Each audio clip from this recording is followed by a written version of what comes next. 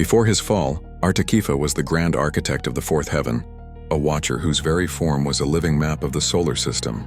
He stood taller than the ancient cedars of Lebanon, his skin not made of flesh but of burnished bronze that shimmered like the surface of a sunlit sea.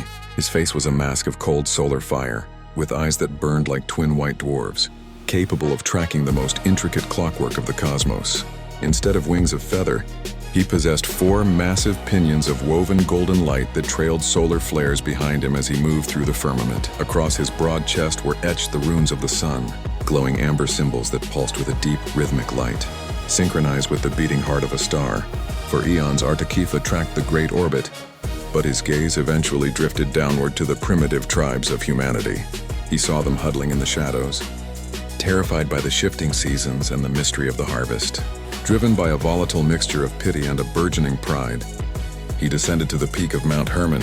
There, he stood alongside 2 other high-ranking angels to swear a dark, mutual imprecation, an oath to abandon the heights of heaven and take the daughters of men as wives.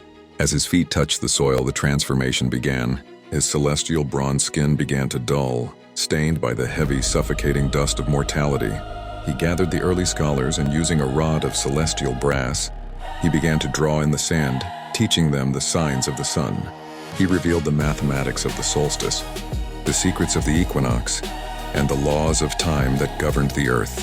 However, the weight of this heavenly wisdom proved too heavy for mortal minds to carry. What began as a gift of agriculture and order quickly spiraled into forbidden astrology and occult worship. Led by Artaqifa's teachings, humanity began to build towering altars to worship the sun as a god. And Artaqifa himself, once a humble servant of the Most High, began to revel in the smoke of their sacrifices. The corruption eventually reached the great throne, and the archangels were dispatched to bring a terrifying judgment. In the final struggle, Artaqifa's golden wings were stripped of their fire, turning to gray, soot-covered ash that fell like snow over the mountains. He was cast into the dark, jagged valleys of the earth and bound in chains of shadow, reserved in silence for the day of judgment. Today, it is said that the solar runes he once carved into the stones of the earth still remain. Silent, weathered warnings of the terrible price paid for stealing the light of the heavens.